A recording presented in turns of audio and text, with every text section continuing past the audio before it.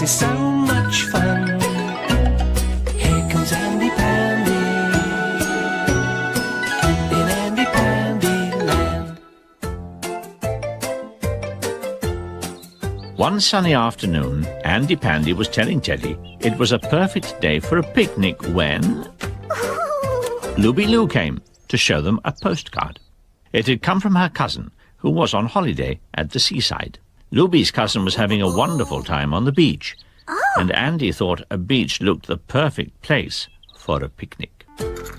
Bilbo was busy tidying his house, and he'd put outside some of his oldest treasures.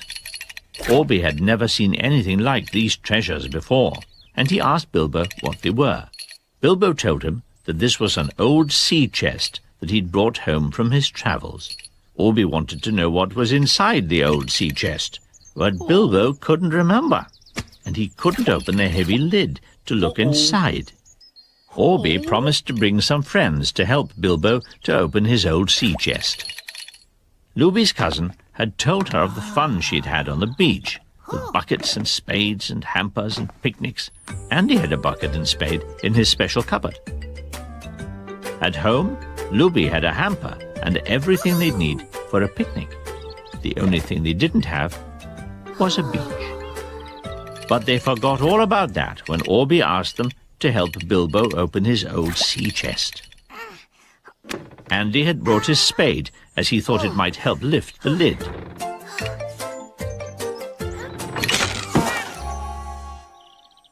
Everyone wanted to see what was inside the chest. It was full of golden sand.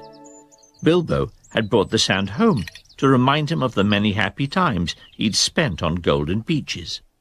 Andy wondered if they could use the sand to make their own beach, and Bilbo said that they could lay out his old tarpaulin and spread the sand on that. Once Bilbo's tarpaulin had been laid out, the green soon started to look like a golden beach.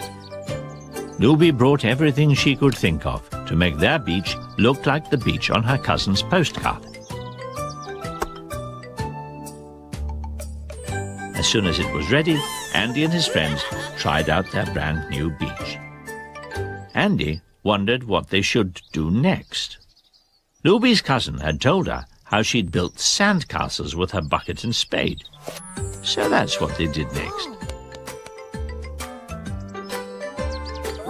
Everyone was delighted with their sandcastle, and Looby had even brought some flags to go on top.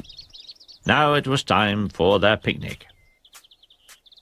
It was a fine picnic, and everyone agreed it was so much finer for being on their very own beach. Missy Hissy had seen the beach from the top of her house and wanted to join in. Looby's cousin and her friends had buried their legs in the sand, and Missy Hissy said she'd love to be buried, but just a bit.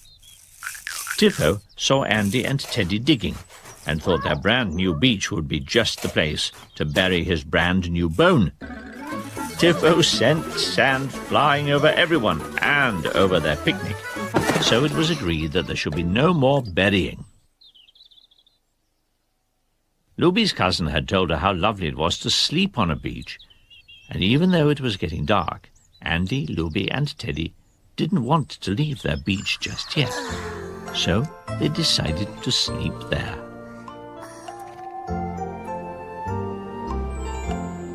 But during the night it got colder and the wind began to blow. Everyone thought it was time to clear up and go home before the beach blew away. Bilbo's sea chest was filled with golden sand once again, and Andy, Looby and Teddy were tucked up in their own beds. They'd never forget the day they'd spent on their very own beach, but they were glad to be home.